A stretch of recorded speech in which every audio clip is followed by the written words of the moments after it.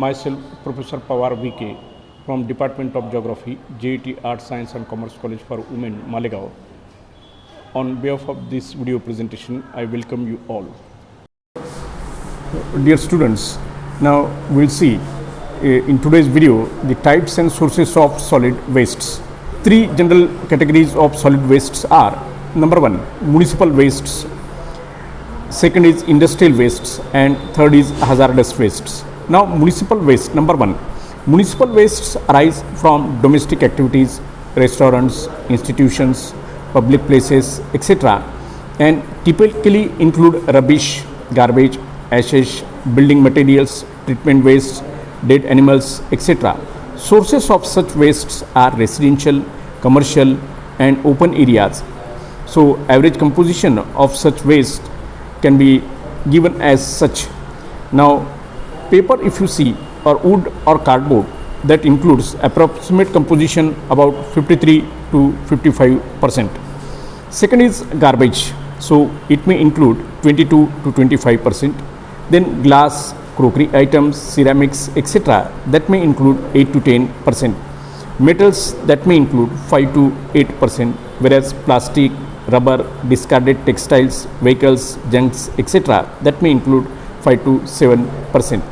Now, generally, for example, if you take of the Malegaon Municipal Corporation, that people or the residents living in this particular city, they have an habit of just putting away all this garbage into different sites or along the streets, and hence in this way this can be thrown away into the different areas.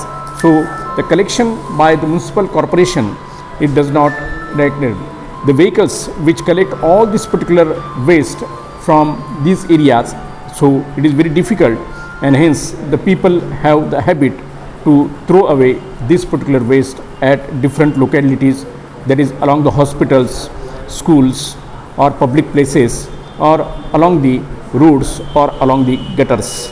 Now, second is industrial wastes. Industrial waste, these arise from industrial activities and typically include ashes, rubbish, building materials, wastes, toxic wastes, metal containers, plastic containers, paints, etc. Now is hazardous wastes.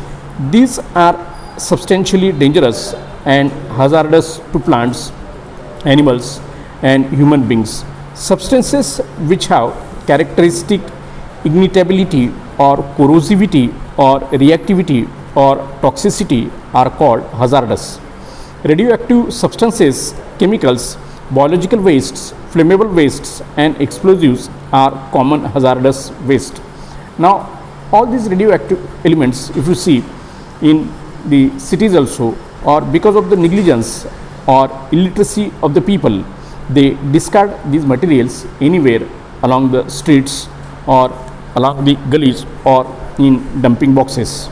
So, it's the duty of municipal corporation, or municipal corporations should have different vehicles to collect all these hazardous waste from area to area, and this should have a proper discarding procurement.